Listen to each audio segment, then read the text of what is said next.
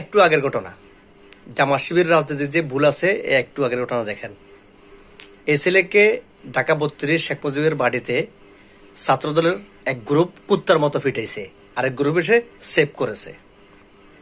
মার খাওয়ার পরে এই ছেলে নিজেকে বলতেছে সে ছাত্র শিবিরের ঢাকা বিশ্ববিদ্যালয়ের বড় পদে আছে। দেখুন, এই ছেলে ছাত্র শিবিরের বড় পদে আছে, এটা ছাত্রদল, বর্তমান ছাত্রদল সেটা জানে না। এটা কারণটা কি? আমি বারবার বলেছি, তোদের মতো মুনাফেক দিয়ে রাজপথে আন্দোলন হয় না, তোদের মতো মুনাফেক দিয়ে সমাজ থেকে অন্যায় দূর হবে না, রাষ্ট্র থেকে অন্যায় দূর হবে না। তোরা নিজেদেরকে লুকিয়ে রাখিস, তোরা কি করিস? দড়ি মাছ না সুইফানি, এটাই তার প্রমাণ। এখন কুত্তার মতো মার খাইছিস, অথচ তুই ঢাকা বিশ্ববিদ্যালয়ের ছাত্র শিবিরের পদে আছিস। তোদের এসব রাজনীতিকে আমরা জোতার নিচে রাখি।